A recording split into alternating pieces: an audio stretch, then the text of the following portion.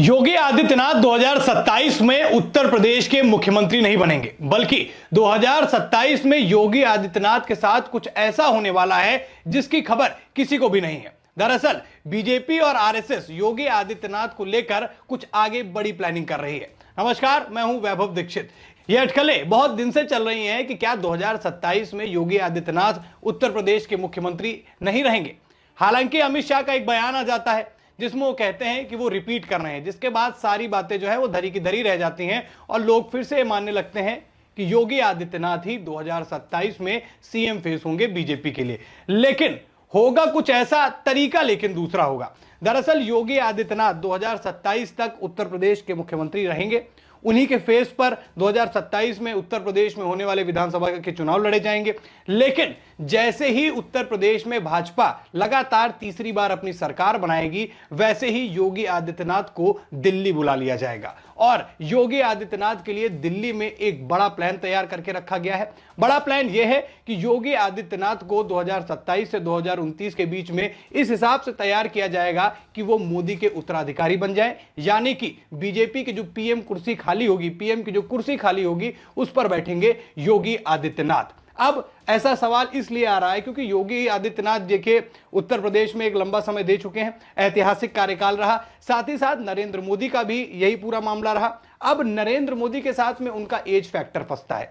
17 सितंबर 2025 को नरेंद्र मोदी 75 साल के हो जाएंगे, यानी कि अभी लगभग 5 से 6 महीने उसमें होने में बाकी हैं। तो लोग ये अटकलें लगा रहे थे कि तब तक योगी को वहां से उठा के फिर आगे ट्रांसफर किया जाएगा, लेकिन ऐसा नहीं होगा। जैसे 2027 में योगी आदित्यनाथ के फेस पर उत्तर प्रदेश में चुनाव लड़ा जाएगा, वैसे ही 2029 में लोकसभा चुनाव नरेंद्र मोदी के फेस पर लड़ा जाएगा और हालात दोनों के साथ में यही होंगे। योगी आदित्यनाथ उत्तर प्रदेश के मुख्यमंत्री नहीं बनेंगे और लोकसभा 2029 का चुनाव जब मोदी के नाम पर लड़ा जाएगा, मोदी के चेहरे पर लड़ा जाएगा, लेकिन मोदी प्रधानमंत्री नहीं होंगे। सबसे पहले आपको मैं बताता हूं योगी आदित्यनाथ को लेकर किस तरीके की प्लानिंग की गई है, उस पर नजर डाल लेते हैं। देखिए, पहले यूपी में जिताएंगे, फिर दिल्ली आएंगे। होना दरअसल ये क्या है, मैंने जैसे आपको बताया कि योगी के फेस पर पहले चुनाव होगा और अगर वहां पर सरकार बन जाती है बीजेपी की तो योगी आदित्यनाथ को दिल्ली बुला लिया जाएगा। उसके बाद 2027 में योगी आएंगे दिल्ली और फिर शुरू होगी ट्रेनिंग कैसी? दरअसल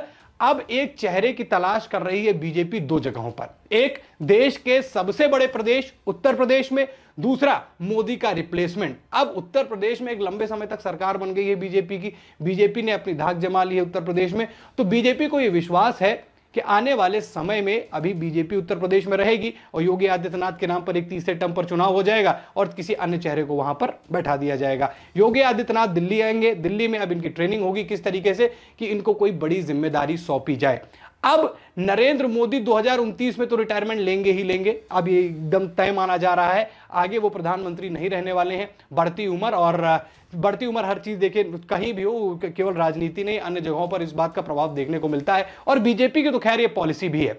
अब नरेंद्र मोदी 2029 में रिटायरमेंट लेंगे, लेकिन उनके साथ एक बड़ा चेहरा और, जिसने बीजेपी के लिए पूरा अपना जीवन दिया, बीजेपी के बड़े नेताओं में उनकी गिनती है और उत्तर प्रदेश में भी उनकी जो है तूती बोली, मुख्यमंत्री रहे, उसके बाद आज भी वहां से वो सांसद बनते हैं। नाम है राजनाथ सिंह।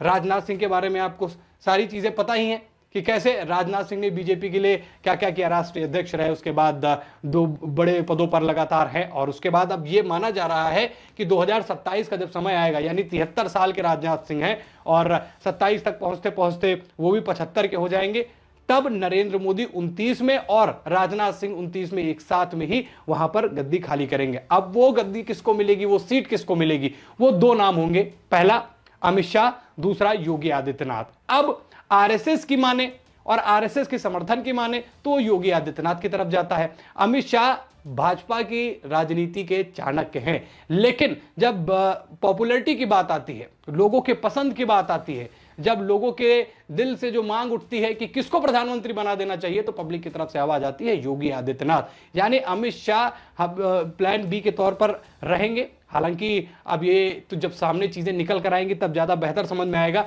लेकिन ये सबसे बड़ी अपडेट अभी यही है कि फिलहाल नरेंद्र मोदी जब रिटायरमेंट लेंगे तो उनके साथ साथ में राजनाथ सिंह भी राजनीति से अलविदा कह देंगे, क्योंकि उम्र का फैक्टर इनके साथ में भी आ जाएगा। अभी इनकी एज 73 साल है। नरेंद्र मोदी 17 सितंबर को हो जाएंगे आपके 75 साल के, और अभी 29 में एक लंबा समय है। तो प्रधानमंत्री बीच में तो नहीं बदलेगा, लेकिन इसी बीच ये तैयारी कर ली जाएगी कि आने वाले समय में किसको जिम्मेदारी सौंपी जाएगी। योगी आदित्यनाथ ने बतौर एक लीडर जो है अपने आप को साबित किया उत्तर प्रदेश में। उनके काम करने के तरीके वो भी हमेशा चर्चा का विषय बने। ना सिर्फ उत्तर प्रदेश में माफियाओं को जड़ से मिटाना हो, शासन प्रशासन को मजबूत करना हो, भ्रष्टाचारियों के खिलाफ एक्शन लेना हो, डेवलपमेंट को कैसे आगे बढ़ाना हो, इन सारे तमाम मामलों में योगी आदित्यनाथ ने अपने आप को साबित किया। और ऐसा साबित किया कि प्रदेश में स्थिति फिलहाल तो यह है कि योगी आदित्यनाथ नहीं तो फिर कोई नहीं। तो मगर योगी आदित्यनाथ को आगे बढ़ाने का प्लान जो है बीजेपी पूरी तरीके से बना रही है। अब 2027 में जब विधानसभा का चुनाव हो जाएगा, योगी पूरी तरीके से सब कुछ कंट्रोल योगी आदित्यनाथ के हाथ में रहेगा। सब कुछ वही करने वाले हैं, कौन कहां से इलेक्शन लड़ने वाला है, तमाम चीजें, सब कुछ वो रैलियां करेंगे, सब कुछ करेंगे। लेकिन 27 में चुनाव जीतने के बाद उत्तर प्रदेश को संभावित रूप से, ऐसा राजनीतिक पंडित कहते हैं, ऐसा राजनीतिक गलियारों में इस बात की चर्चा है कि 2027 में मुख्यमंत्री बदल जाएगा। अब मुख्यमंत्री योगी आदित्यनाथ नहीं होंगे तो किसको बनाया जाएगा? देखिए, अगर कुछ समय से समाजवादी पार्टी की राजनीति को देखा जाए तो वो पीडीए फॉर्मूले के तहत पर उत्तर प्रदेश में राजनीति कर रही है। अखिलेश यादव पिछड़ा, दलित और अगड़ा की ये राजनीति जो कर रहे हैं, जिससे वोट बैंक को कवर करना चाहते हैं, क्योंकि इस वोट बैंक का बहुत बड़ा इंपैक्ट है। मायावती की जब सरकार रही उत्तर प्रदेश में तो कहीं ना कहीं दलितों का समर्थन, कहीं ना कहीं तो पूरी तरीके से एकदम जग जाहिर है कि दलितों का समर्थन जो है, दलितों की मसीहा बन गई थी मायावती, उनका पूरा समर्थन उनको मिला। लेकिन ढलते समय के साथ में मायावती की छवि भी धूमिल होती चली गई। वो पावर मायावती का उत्तर प्रदेश की राजनीति में नहीं रहा जो कभी 2010 से पहले कभी रहा करता था। जब से समाजवादी पार्टी आई, फिर समाजवादी पार्टी ने 5 साल अब सरकार में रही, उसके बाद लगातार योगी आदित्यनाथ हैं। तो जिस फॉर्मूले के तहत अब समाजवादी पार्टी आगे बढ़ रही है, उस फॉर्मूले को ध्वस्त करने के लिए होगा ये कि 2027 में योगी आदित्यनाथ बीजेपी को इलेक्शन जितवाएंगे और उत्तर प्रदेश में कोई दलित सीएम बनाया जा सकता है। जी हां, ये एक बड़ी खबर है कि उत्तर प्रदेश के अंदर 2027 में एक दलित फेज जो है वो मुख्यमंत्री बन सकता है। कारण भी है, वोटिंग परसेंटेज आप देखेंगे अगर तो वहां पर दलितों के वोट ज्यादा है। तो दलितों को लुभाने के लिए उत्तर प्रदेश में एक लंबी पारी बीजेपी के खेलने के लिए यह दांव खेला जा सकता है। अब ये तो बात हो गई देश के सबसे बड़े प्रदेश उत्तर प्रदेश की। अब बात आती है दिल्ली की। अब नरेंद्र मोदी ने अपने ऐतिहासिक कार्यकाल में लगातार, वो भी तीसरी बार प्रधानमंत्री बने हैं और लंबे समय से देश की सेवा में लगे हुए हैं, पर बढ़ती उम्र अब ये इस बात को बीजेपी को सोचने के लिए मजबूर कर रही है कि कोई एक ऐसा नेता तैयार किया जाए जैसे उत्तर प्रदेश में एक लंबी पारी खेली जा सकती है उसी के बदौलत, और साथ ही साथ यहां केंद्र की राजनीति को भी मजबूत किया जाए। तो योगी आदित्यनाथ जो है वो चेहरा हो सकते हैं और उनको लेकर ही ये पूरी प्लानिंग चल रही है। अब कई लोगों का यह भी मानना है कि नरेंद्र मोदी अमित शाह को प्रधानमंत्री बनाना चाहते हैं, पर हम इस बात से दरकिनार नहीं कर सकते हैं कि इन सारे मामलों में वो चाहे बीजेपी का अध्यक्ष बनाना हो किसी राज्य का या फिर दिल्ली से राष्ट्रीय अध्यक्ष बनाना हो, उसमें आरएसएस का इन्वॉल्वमेंट रहता है। किसी प्रदेश का मुख्यमंत्री बनाना हो, उसमें भी आरएसएस का इन्वॉल्वमेंट रहता है। हमेशा हमने कॉमनली ये चीज देखी भी है। पर अब यही मामला तब होगा जब प्रधानमंत्री के लिए नए दावेदार को ढूंढा जाएगा, और उस दावेदारी में अगर सबसे बड़ा कोई नाम है, उसमें सबसे बड़ा कोई अपना कद रखता है तो वो है योगी आदित्यनाथ। अब योगी आदित्यनाथ ने अपनी राजनीति भी बदलना शुरू की है। अगर आप थोड़ा सा पीछे जाएंगे, थोड़ा चीजों को देखेंगे, गहराइयों से समझने का प्रयास करेंगे, आपने नोटिस किया होगा कि काफी लंबे समय से अखिलेश यादव को लेकर कोई बहुत बड़ा राजनीतिक बयान योगी आदित्यनाथ का नहीं आया, लेकिन एक इंटरव्यू के दौरान राहुल गांधी को उन्होंने नमूना कहा।